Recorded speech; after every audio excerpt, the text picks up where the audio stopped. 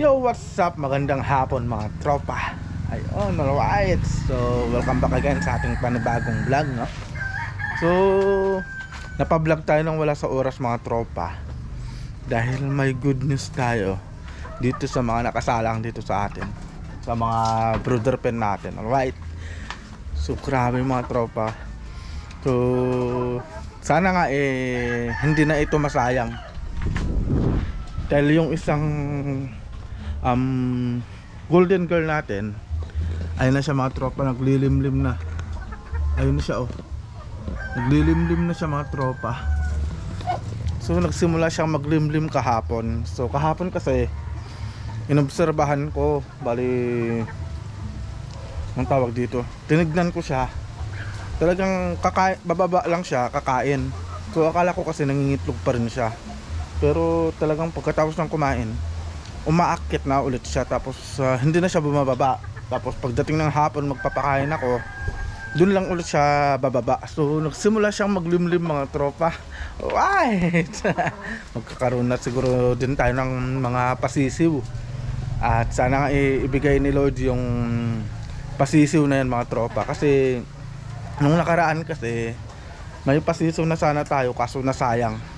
Nabasa ng nung bagyong uwan.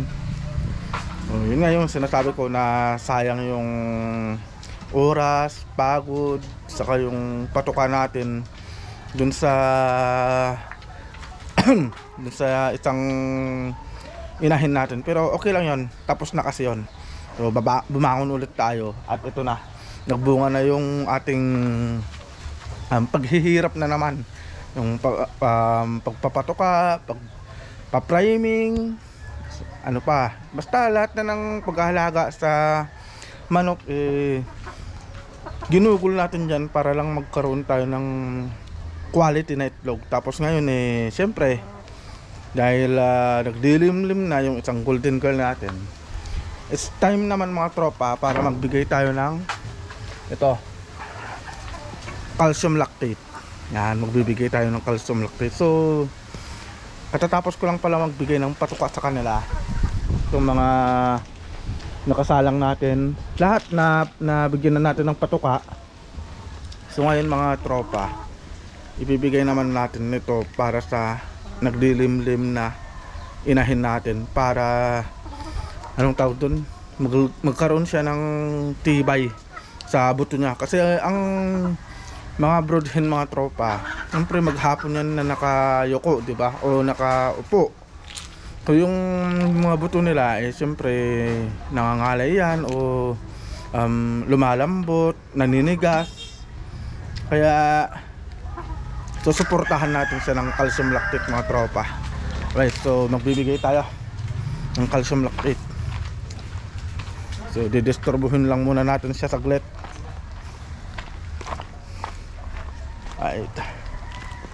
So, ito pala yung mga kuwan natin mga tropa.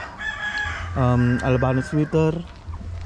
Yan yung kuwan natin, yung tornado hat sweater. Tapos ito yung golden gray natin. Ayun yung isang golden girl natin. Tapos yung isa nandun. So pupuntahan natin, bibigyan natin siya ng vitamins. Hindi ko pa pala natanggal to. Natanggal yung patukaan nila. So tinatanggal ko kasi lagi ito mga tropa, yung patukaan na yan. Kabila hindi ko pa pala natanggal. Pero unahin muna nating bigyan ng vitamins yung golden girl natin. Alright. Golden girl. Tapos yung isang golden ko natin mga tropa, yung isang golden girl natin na yan, andyan siya. Meron na siyang 5 itlog. Ayan, may 5 na siyang itlog mga tropa. So susunod na rin magdilimlim yan soon. So nag-start pala tayong mag-breeding. Nagsalang pala ng mga to nung November 1. So November 1 sakto nangitlog siya, mga 3 days. Ayun, 3 days pa lang Ang nakalipas nagkaroon na siya ng itlog. So saktong sakto talaga 20 days ayun natapos siyang mangitlog. Kaya bibigyan natin siya ng calcium lactate para tumibay yung buto ng isang golden girl natin. Right, magdidisturbuhin muna natin siya dyan. Right, kunin lang natin sa mga tropa. Uy, golden girl. Sino si golden girl natin?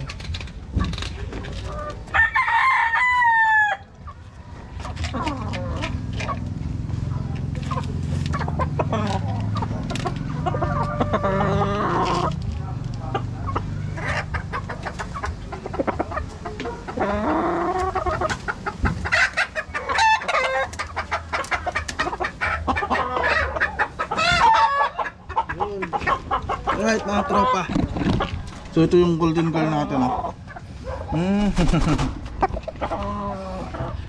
ito yung kanyang vitamina. Alright mga tropa,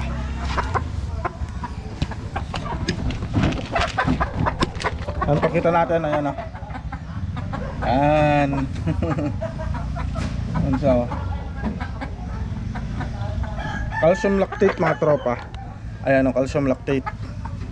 Ano ibibigay natin kay golden girl. So yung itsura pala ng yung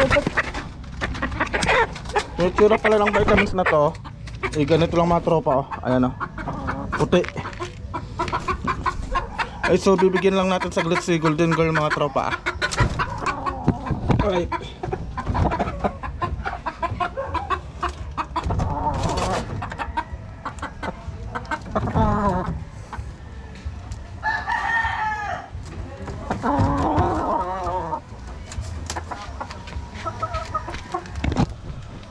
yun, alright mga tropa. So nabigyan na natin ng calcium lactate si golden girl.